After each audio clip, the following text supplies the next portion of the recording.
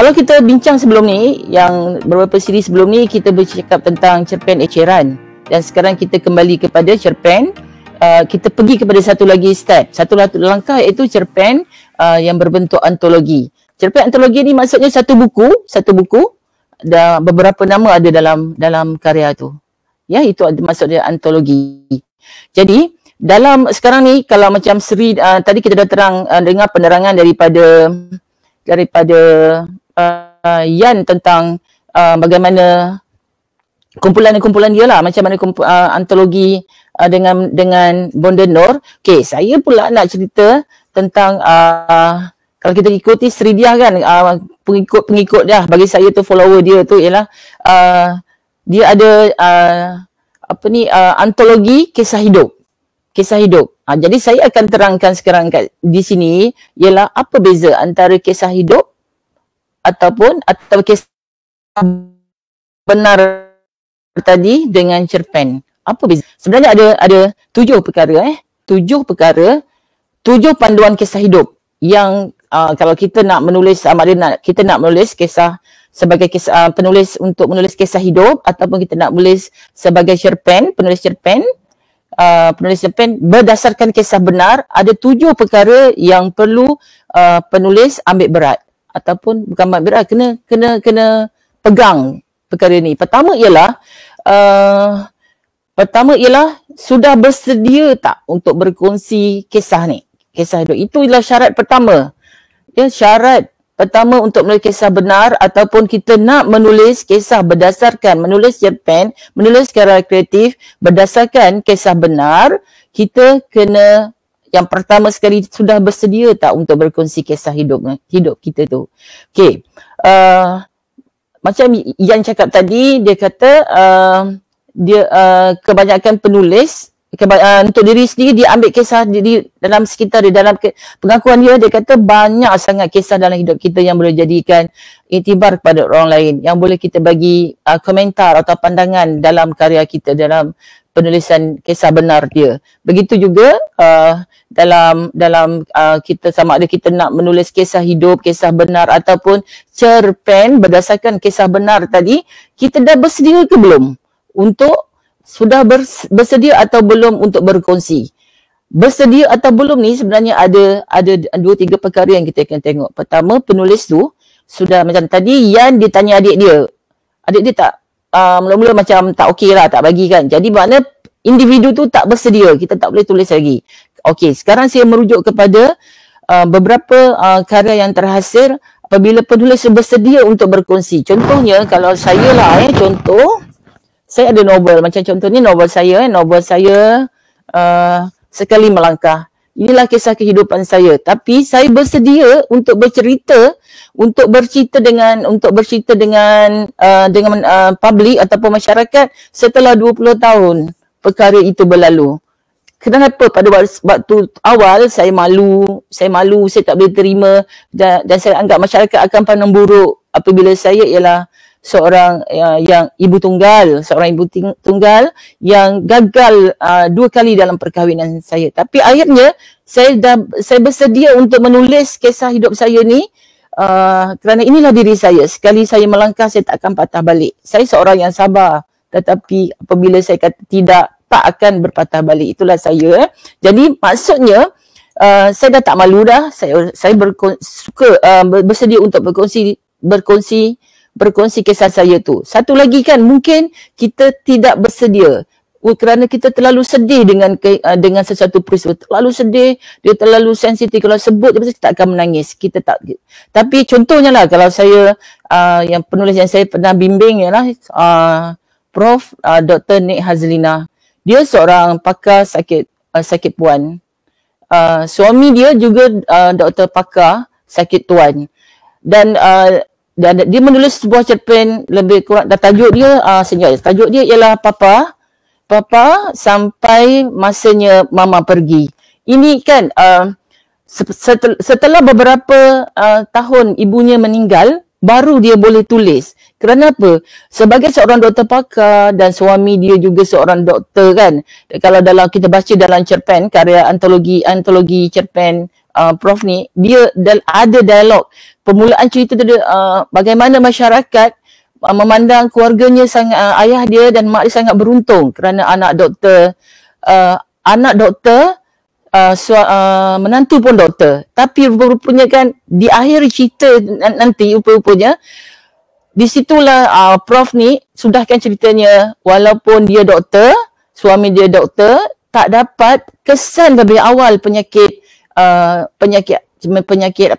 penyakit ibu dia, sehingga bila ibu dia kena penyakit bengkak hati, jadi dia tidak ada gejala, tiba-tiba kena je dalam masa tak sampai sebulan lebih kurang, dia meninggal. Jadi betapa seorang doktor, anak seorang doktor, menantu seorang doktor kecewa. Jadi itu saya kata, sudah bersedia atau belum? Apabila penulis sudah bersedia untuk bercerita, kerana dia dah boleh rasa, dia boleh kongsi dah cerita tu, walaupun dia sedih-sedih tu takkan hilang, tapi dia rasa dia perlu kongsikan cerita tu sebagai tujuan. Yang kedua ialah, tujuan dia ialah untuk beri iktibar. Itu sebab yang kedua, tip untuk melihat kisah benar ni kenapa?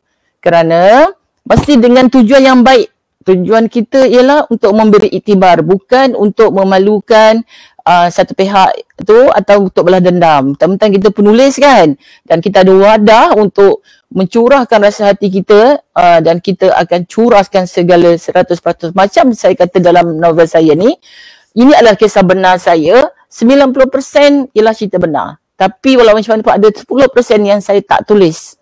Saya tak masukkan dalam ni. Kenapa? Nanti saya ceritakan sebab apa ya. Okey, yang ketiga, tip menulis kisah benar tadi mestilah ditulis dari jiwa sebagai terapi diri. Nanti tulis dari jiwa sebagai macam saya banyak sebenarnya menghadapi ini antara antologi cerpen saya di dalam ni, tajuk dia Kasih Itu Kesabaran. Ini ialah satu karya, sebuah karya yang bagi sangat mahal sangat mahal dalam nilai, dari segi nilai dan sepanjang kehidupan saya itu bagaimana pengalaman saya kehilangan anak. Kehilangan anak syurga saya, anak yang tidak saya boleh terima, yang dilahir dengan keadaan cacat dan saya tidak boleh terima pada peringkat awalnya, dan akhirnya dia pergi dalam tatkala saya dah boleh terima, saya dah reda kan, dan dia pergi dalam keadaan mengejut.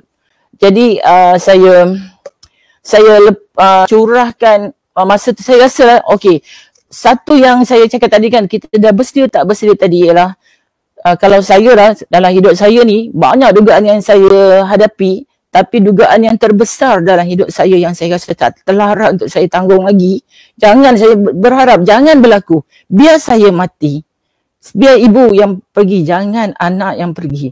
Sebab kehilangan anak adalah satu yang macam tak dapat diterima, susah nak terima kalau kita tak pegang pada iman. Okey, lepas tu kan sebab tu waktu menulis kisah benar ni penting. Macam Sri Dia, kalau dia pegang, dia kata terapi diri, dan kisah benar tu adalah satu cara kita meluahkan atau meninggalkan sesuatu. Macam Nisa tadi ada sebutkan, kita tak ada tinggalkan apa-apa pun untuk apabila kita mati nanti pada zuriat kita, pada anak-anak kerabat-kerabat kita kan, apa pun tak ada. Tapi sungguhnya kita telah tinggalkan satu kisah hidup, satu cerita kan. Jadi itu sebabnya kalau kita balik kepada kalau saya pernah berguru dengan Sri Dia kan, tujuan dia buat kisah hidup tu ialah tujuan itu. Jangan tunggu kita kita rasa kita seorang tokoh yang hebat, dia kenal satu Malaysia baru kita boleh buat kisah hidup kita. Sebenarnya tak semestinya begitu. Dia asalkan cerita tu memberi makna kepada niat kita, sekurang-kurangnya untuk keluarga kita, anak cucu kita. Okey. Dan seterusnya yang ketiga tadi saya kata terapi kan. Kemudian kita kena jaga-jaga elak daripada disaman atau kes mahkamah. Sebab tu saya kata dalam novel saya Sekali Melangkah ni 90% yang kes maksud dia saya tak ceritakan semua. 10% tu saya tak ceritakan lagi kerana saya tak cerita sebab pertama saya nak jaga aib lah, aib orang yang mana ada orang kan orang yang tak ada kesempurnaan langsung. Semua orang tak lengkap, semua orang tak ni kan. Jadi kita takkanlah tak ada baik dia. Macam kepada yang pernah menjadi suami saya kan, takkan langsung tak ada jasa dia. Ada kan. Jadi ada benda-benda yang kita kena simpan, yang saya rasa biarlah saya saja untuk menjaga aib, dan satu lagi untuk mengelak tadilah kes-kes di Saman. Nanti saya cerita untuk mengelakkan kes di Saman ni, satu perkara yang kita kena buat ialah untuk kisah benar. Nanti sekarang ni saya tak cerita lagi perbezaan antara cerpen dengan kisah benar. Saya cuma kata nak buat kisah benar, inilah 7 tip dia. Dan yang ke 5 ialah membina plot. Ini sangat penting membina plot. Kalau kita terus cerita kisah benar ni, adakah kita tidak perlu ada plot? Kita main cerita saja sesuka hati kita. Sebenarnya untuk kisah benar ni, kita kena pandai pilih mana? Plot ialah alur cerita, jalan cerita tu mestilah sangat kita kena pilih yang mana yang dramatik dan memberi kesan yang suspense dan akhirnya kesan katarsis kepada pembaca.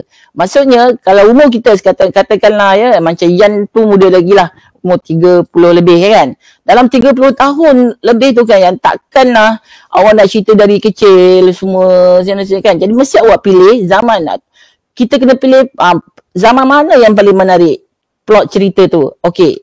Apa yang berlaku bila kita plot kan, kita akan menggunakan teknik juga kan.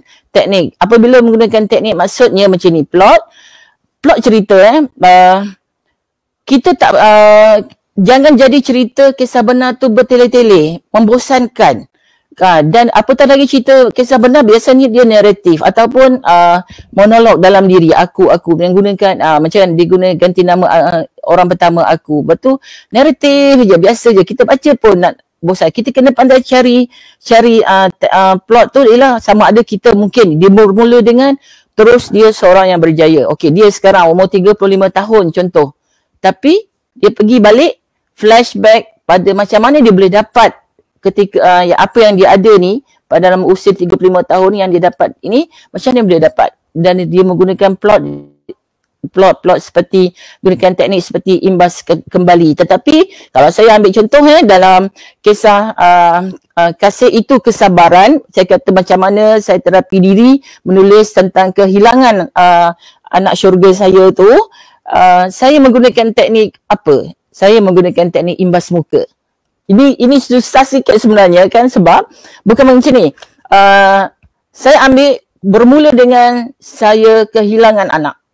Saya suasana macam mana sedih, macam mana tak boleh terima hilang anak meninggal dalam keadaan dia dah segar, dia sihat semua kan. Jadi kita tiba-tiba dia meninggal, kita tak sangka. Dalam waktu kita tak sangka, jadi dia meninggal. Kemudian macam mana saya nak terima, saya nak motivasi diri saya nak terima. Saya selalu ingat dan baca dalam kitab kan, ya, orang yang ada anak meninggal sebelum balik, dia ialah akan syurga lah untuknya kan. Kemudian saya baca lagi. Masa tu saya banyak terapi diri membaca buku-buku agama untuk pujuk hati ni saya baca. Dan antara saya jumpa ialah bagaimana anak-anak kecil nanti tidak akan masuk ke syurga selagi dia tak jumpa mak dan ayah dia cari kan. Dia akan masuk memimpin ibunya. Jadi itulah yang saya buat.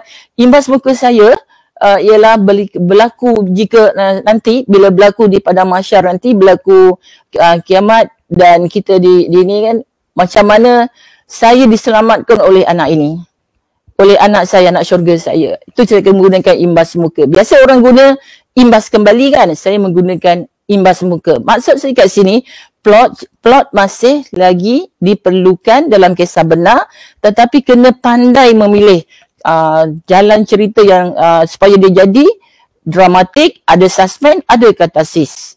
Okey, dan lepas tu watak. Dari segi watak pula, okey.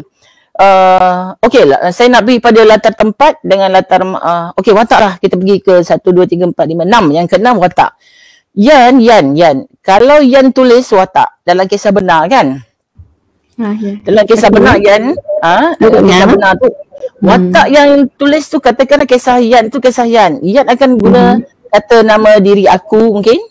Ya. Atau dia tukar nama. Atau tukar nama, boleh kan? Boleh. Aku atau Yan tukar nama. Ataupun nama-nama watak-watak yang terlibat dalam kisah benar Yan tu macam ada watak yang betul ke? Atau macam mana? Atau yang cipta? Okey. Sepanjang saya menulis kisah benar, semuanya berdasarkan fakta, semuanya berlakulah. Memang perkara itu berlaku. Cumanya ada nama-nama yang saya tak gunakan nama betul. Satu sebab saya lupa nama dia sebab benda dia dah lama berlaku. Dan satu lagi saya nak samarkan. Okey, lepas tu tak ada penciptaan watak. Adakah Yan akan tambah watak ke? Tambah watak? Tak ada tambah watak. Pengguguran watak berlaku. Pengguguran watak? Gugur watak ada juga sebab saya rasa dia tak perlu dalam kisah ni. Okey, dalam cerita mana dia tidak berapa penting, makna dalam cerita kisah benar orang yang melakukan berhadapan dengan peristiwa itu ialah watak lah kalau dalam cerita karya kreatif kan, dan kisah benar kan, dalam cerpen contohnya kan watak. Jadi nanti ini saya terangkan dulu perbezaan ya. Sekarang jadi maksudnya watak dalam kisah benar ada. Watak tu ialah watak yang betul-betul berlaku dalam peristiwa itu, dan dia tidak akan berlaku saja-saja nak tambah bagi sedapkan cerita dia tambah watak, ataupun tapi yang berlaku dia akan gugurkan watak ada, kerana orang-orang yang macam tidak memberi impak yang besar sangat dalam kisah yang diangkat tu, lebih baik dia sebab cerita biar cerita jadi kemas kan, tidak bertele-tele tadi. Kemudian yang ketujuh ialah latar tempat dan latar masa.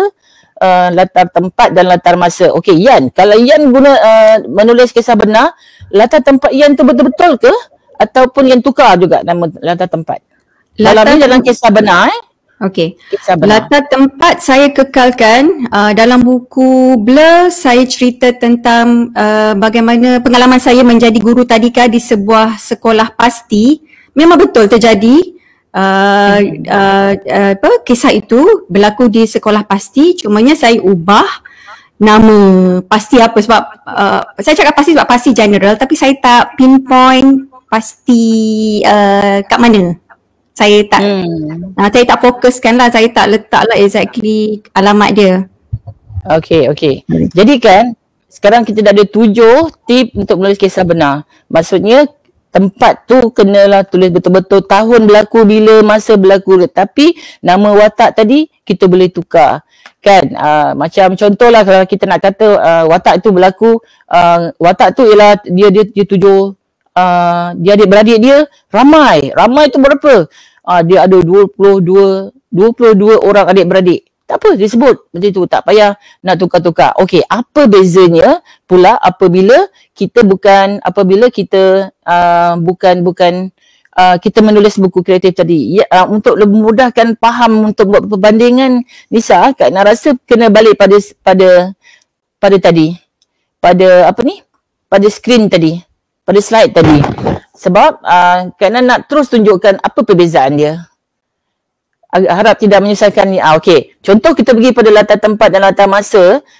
Yang masa kalau kata kisah benar tadi betul-betul kena tulis kisah tu, tempat, masa, bila, tahun, bila semua kan. Tetapi dalam kisah karya kreatif lah. Contohnya karya kreatif ni. Contohnya okey. Ini pula ialah kumpulan cerpen Kak Ina ni. Kumpulan cerpen Kak Ina ni kan semuanya kebanyakannya dalam kalau kata 80% berdasarkan kisah benar juga. Ini adalah sebuah kumpulan cerpen remaja. Kumpulan cerpen remaja yang ditulis sama ada berdasarkan pengalaman Kak Ina masa remaja ataupun Kak Ina dah tua tapi pengalaman Kak Ina menangani anak-anak remaja Kak Ina.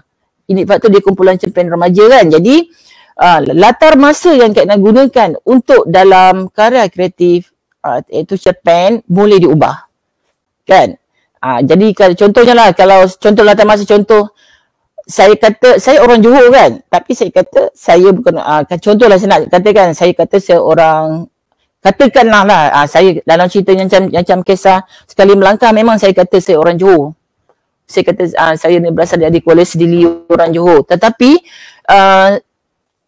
individu tu, suami saya itu, bekas suami saya itu orang mana? Saya kata, saya tak kata dia orang yang sebenar, asal tempat yang sebenar. Saya kata dia berasal dari, contoh saya katalah dia dari Kelantan ke, contoh. Kan, saya tukar dengan kemudian katakan anak kan, jumlah anak. Tadi watak latar tempat kan, latar tempat tu saya tukar sikit-sikit supaya tujuannya Kalau nak kes nak selamat, saya akan boleh perkatakan ini bukan kisah awak. Saya akan kata suami saya bukan orang Kelantan. Kan ini cerita ni, watak ni orang Kelantan. Macam itulah saya tukar nama-nama watak tu. Ini untuk perkara yang ketujuh kan, watak tadi. Saya tukar nama watak. Nama saya bukan lagi nama Ina, tapi saya Nora Norain. Saya tukar nama watak. Tapi kemudian nama-nama watak anak-anak saya semua itu, tapi semua cerita tu betul-betul kisah yang berlaku dalam hidup saya. Sehingga kan apa yang saya nak cakap, saya nak cakap macam ni. Ketika bakal menantu saya datang ke rumah saya, sama ada menantu pertama atau bakal yang kedua ni, saya akan bagi dia buku ni dulu untuk dia kenal siapa saya dan anak-anak saya. Kan, saya akan bagi menantu saya macam pertama baca kalau kenal, supaya dia kenal bagaimana bakal suami dia. Sekarang ni anak sulung tu dah suami lah, menjadi dibesarkan supaya dia faham kehidupan. Beginilah anak saya ni yang sulung dibesarkan macam ni. Kemudian bila yang tak lama lagi saya insya-Allah akan dapat menantu baru kan, saya bagi buku ni dulu, saya suruh baca. Saya suruh dia baca supaya dia kenal siapa Zahid tu. Kerana ini adalah kisah hidup kami. Sebab tu bagi saya kisah benar, kisah hidup ni memang sangat penting. Kerana dia menjadi tinggalan kita untuk keluarga kita kan. Kemudian kita sikit lagi ni saya boleh ya. Kalau tadi kita kata kisah benar dari segi plot cerita plot cerita kat mana pula kita kena nak berhenti. Saya dah terlampau lama saya rasa saya kena berhenti sampai sini lah.